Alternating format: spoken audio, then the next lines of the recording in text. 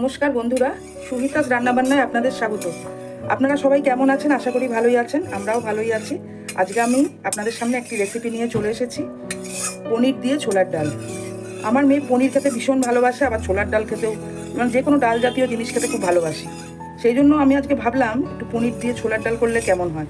এটা সম্পূর্ণ আমার নিজের রেসিপি, আমি নিজের মাথার থেকে বের করেই করছি। আশা করি ভালোই হবে। আপনারা দেখুন আমি কী করে করি। প্রথমে একটু কড়াইতে সাদা তেল নিয়ে নিয়ে পনিরগুলো আমি এরকম ছোট ছোট ছোট করে কেটে নিয়েছি।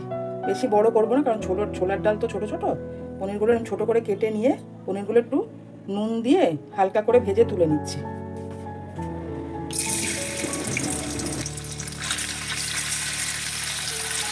আমি একটুখানি অল্প নুন ছড়িয়ে দিলাম পনিরগুলোর ওপরে।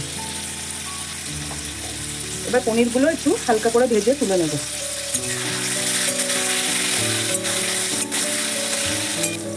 পনির বেশি ভাজতে নেই, ভাজলে একটু হার্ড হয়ে যায়। আমার ভাজা হয়ে গেছে, আমি হালকা করে ভেজে নিয়েছি। এবার পনিরগুলো তুলে নিচ্ছি। পনিরগুলো ভেজে তুলে নিয়েছি। এবারে এই তেলে আমি সাদা জিরে, শুকনো লঙ্কা আর তেজপাতা ফোড়ন দিচ্ছি।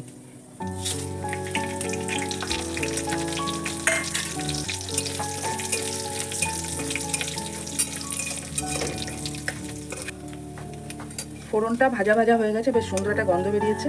এবার আমি এর মধ্যে আদা আর কাঁচা লঙ্কা বাটা দিয়ে দিচ্ছি।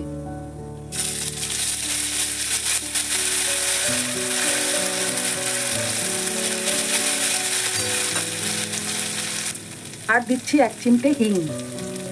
ছোলার ডালের মধ্যে হিংটা খুব ভালো লাগে।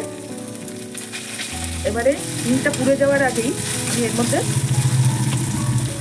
সেদ্ধ করা ছোলার ডাল দিয়ে দিচ্ছি। ছোলার ডালটাকে একটু নুন আর হলুদ দিয়ে সেদ্ধ করে নিয়েছিলাম।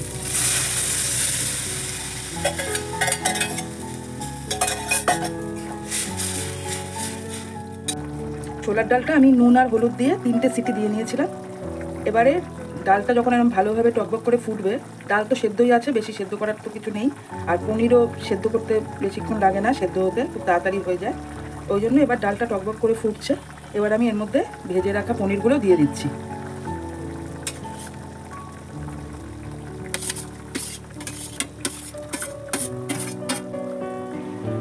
আর 2টো কাঁচা লঙ্কা আমি ভেঙে এর মধ্যে দিয়ে দিলাম। পনির ভাজার সময় নুন দিয়েছি, ডাল সেদ্ধর সময়ও নুন দিয়েছি। এখন আমি নুনটা আগেই দেবো না, যদি দরকার হয় পরে দেখে দেব। আমি এখন চিনি দিয়ে দিচ্ছি। ছোলার ডাল একটু মিষ্টি মিষ্টি ভালো লাগে, সেই জন্য আমি এখানে চিনিটা একটু বেশি দিচ্ছি। 1.5 টিস্পুন দিয়ে দিলাম চিনি। এবার ভালো করে পুরোটা নাড়িয়ে নেব। আর আমি দিয়ে দিচ্ছি একটু কাজু বাদাম আর কিশমিশ। কাজু বাদাম আর কিশমিশ না দিলেও চলে, দিলে আরও ভালো হবে। আমি একটু দিয়ে দিলাম।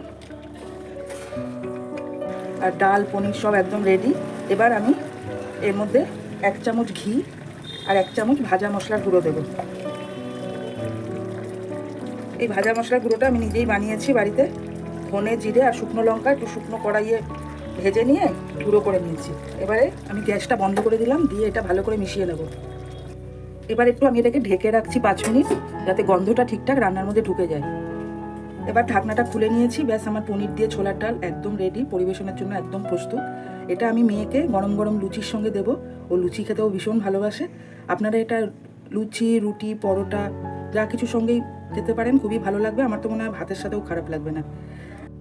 আজকে তাহলে বিদায় নিচ্ছি। আবার ফিরে আসবো অন্য কোনো রেসিপি নিয়ে বা ব্লগিং নিয়ে। ভালো লাগলে লাইক, শেয়ার, কমেন্ট করবেন, সাবস্ক্রাইব করবেন আমার চ্যানেলটা, আমাদের পাশে থাকবেন। নমস্কার।